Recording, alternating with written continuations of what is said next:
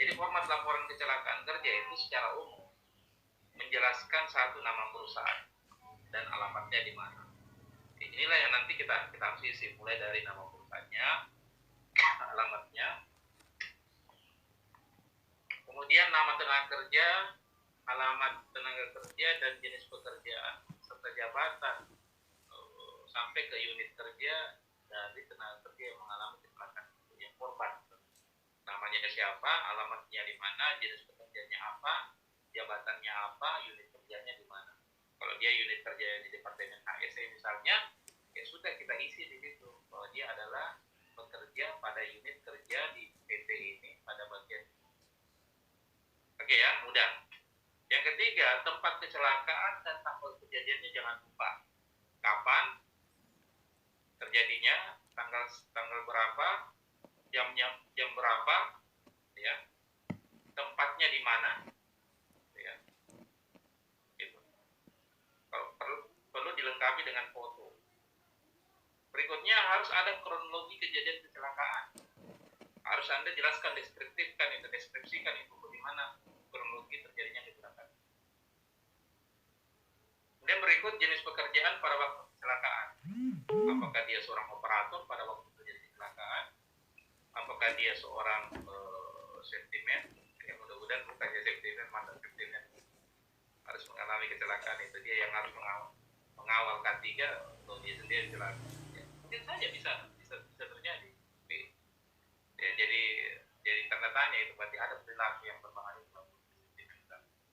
Saksi yang menyaksikan dan yang melihat terjadinya kecelakaan. Siapa saksi yang menyaksikan dan melihat kejadian ini, harus Anda pastikan ada yang menyaksikan. Karena ini nanti yang bisa membuka tabir proses daripada kecelakaan itu terjadi. Ya. Jadi minimal 2 saksi lah. Kita sudah bisa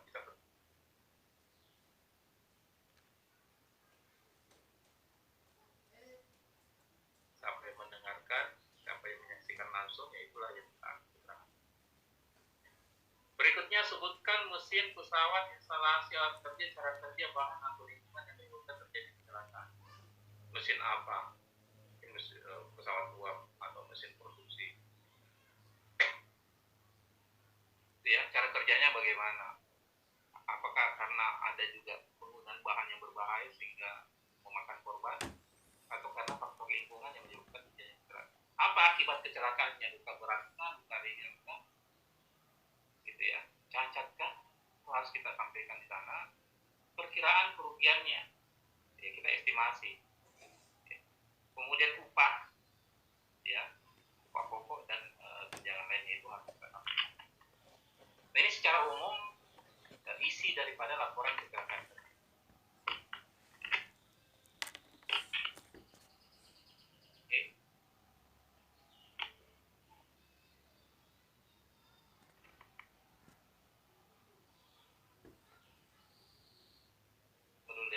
Saya coba geser dulu karena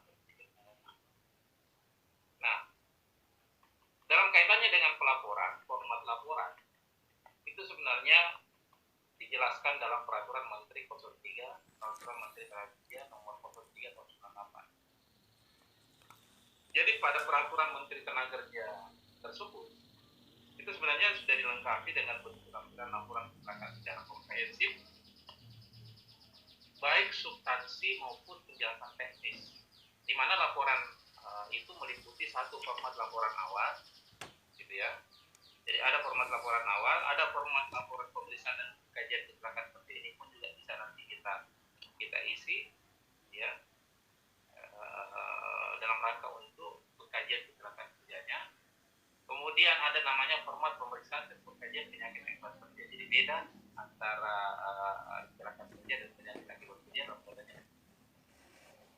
Dan yang terakhir adalah format laporan pemeriksaan peristiwa kebakaran, peledakan, bahaya tiba-tiba. Ya, ada juga peristiwa kebakaran, peledakan, bahaya pemudik, beda format laporan pemeriksaan dan pengkajiannya. Jadi kita lihat modelnya nanti dalam Permen Lampiran Partenaker 03 tahun 98. Nah, seperti ini ya. Untuk format jadi yang perlu kita fokus ketika terjadi kecelakaan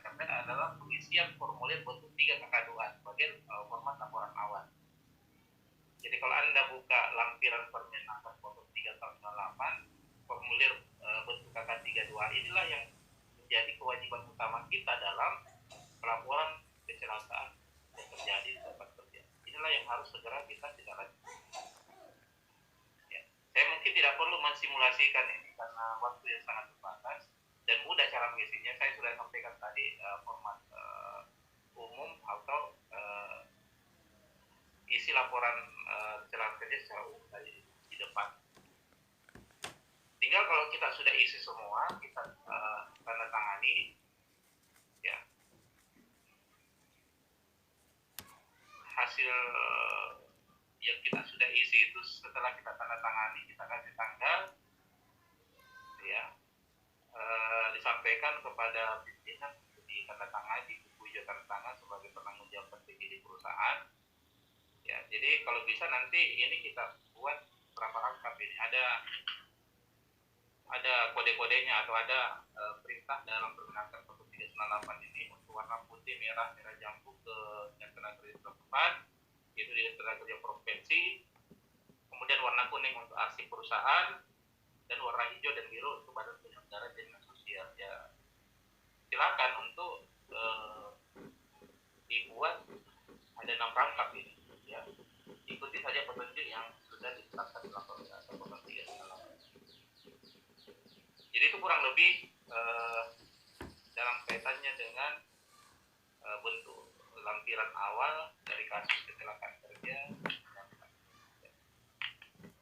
Nah, ada juga dalam rangka untuk pengkajian dari kasus kecelakaan kerja